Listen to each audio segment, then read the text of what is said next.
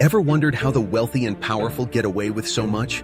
They stay free even when they have so much scandal surrounding their reputation? One of the most notable American cases has to be Donald Trump. Donald Trump has survived at least 25 sexual assault allegations, allegations of racial discrimination in housing, business bankruptcies, and tax malpractice. But how is it that his first actual indictment came at 77 years old? How did he avoid public embarrassment for the same things others were crucified for?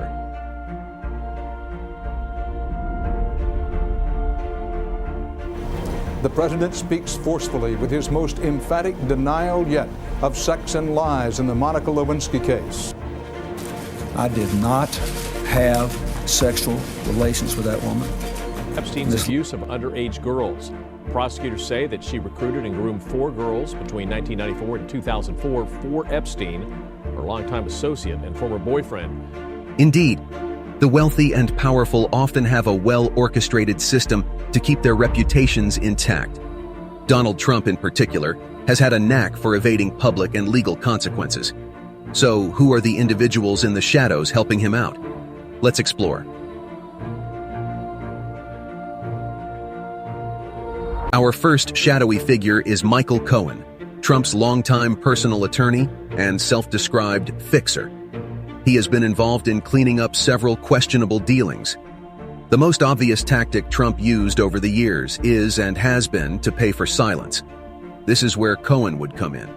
He was in charge of silencing publications that had unfavorable content about Trump, dished out hush money, and got non-disclosures signed and documented. Some of the most publicized instances were adult film star Stormy Daniels and Playboy model Karen McDougal. At the center of the criminal case against Donald Trump is an alleged affair with adult film actress Stormy Daniels. She and Donald Trump had an affair in 2006. A New York grand jury indicted the former president after investigating payments made to Daniels in 2016. It's one of the most highly publicized he said, she said situations in American political history. Just these 2 cases accounted for around $250,000 in hush money.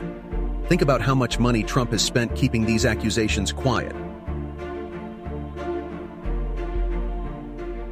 Cohen drafted and facilitated most non-disclosure agreements to prevent individuals from publicly discussing their interactions with Trump.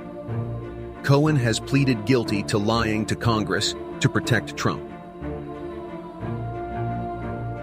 He was involved in Trump's tax matters and was even accused of manipulating the valuation of Trump's properties for tax purposes.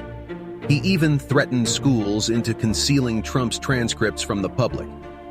He spent years covering up Trump's mess, and his loyalty seemed unwavering until it led to his own legal troubles and cooperation with investigators. He ended up doing 3 years in prison for tax evasion and unlawful campaign contributions. Cohen has pleaded guilty to a number of crimes, including arranging illegal hush money payments to women who claim to have had affairs with Donald Trump. The president denied it all, but Cohen insists he was just following the boss's orders. He's nothing more than an indicted defendant. How much money did it cost the American taxpayers? Another person who took a fall helping Trump's corporation with tax was longtime CFO Allen Weisselberg. The relationship between them began in his time working for Trump's father, Fred. He worked for the Trump Organization, overseeing financial transactions and handling the intricacies of the family's finances.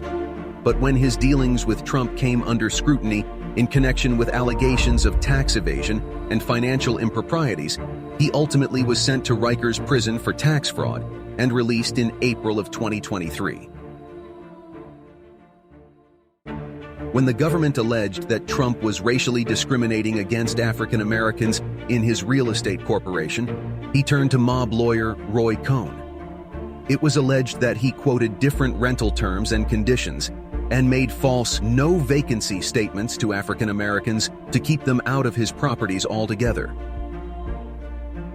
Cohn came in with his ruthless tactics to clean up the mess. He advised Trump to attack his accusers. All accusations were met with countersuits. Cohn was known as the mentor who showed Trump how to play dirty. Roy Cohn had a very colorful history. His lifestyle ranged from dating women like Barbara Walters to being a known homosexual who would eventually die from AIDS. Early on, Cohn was known for representing mobsters like Carmine Galante and Anthony Salerno. Galante's attorney, Roy Cohn, claims it's all a waste of time. I think it was just to create a little publicity for the strike force, which is trying to get funds to keep in business. The federal investigators and Mr. Galante is the boss of organized crime in this country. Is that correct? Would that be a correct characterization, the godfather of the New York Mafia? I don't think, from my experience, practically everything they've said is totally incorrect and inaccurate. You believe they're He was also known for blackmailing. It was alleged that he had compromising photos of J. Edgar Hoover. When Trump would have issues with other politicians, businessmen, and judicial figures, Cohn would come in and allegedly blackmail, countersue, and dispute any claims of wrongdoing. This relationship continued with Cohn being a mentor and legal counsel to Trump for several years. However, their association started to unravel when Cohn faced legal troubles of his own. Roy Cohn was disbarred by the New York Supreme Court for professional misconduct, including unethical and unprofessional behavior. Trump distanced himself from Cohn and their professional ties were severed, and Trump largely avoided mentioning Cohn in later years. Roy Cohn's decline in health due to AIDS-related complications further strained their relationship. He passed away in 1986. While Trump expressed condolences at the time, their association had effectively come to an end, with Trump moving on to other legal and business advisors. Altogether, it doesn't take much looking to see the pattern for Donald Trump. It seems that most of the people who protect Donald Trump take some sort of damage dealing with him. They can be looked at as mentors, colleagues, bodyguards, or even fall guys. To this day, Trump's track record shows a long list of people who have been paid off, thrown under the bus, or ran off the road. This isn't uncommon with powerful men. You can love or hate Donald Trump as much as you want, but he is an exceptional and calculated businessman. He surrounds himself with the necessary layers of protection. Cohn handled business dealings, Cohen handled personal dealings, and Weisselberg handled taxes and accounting issues.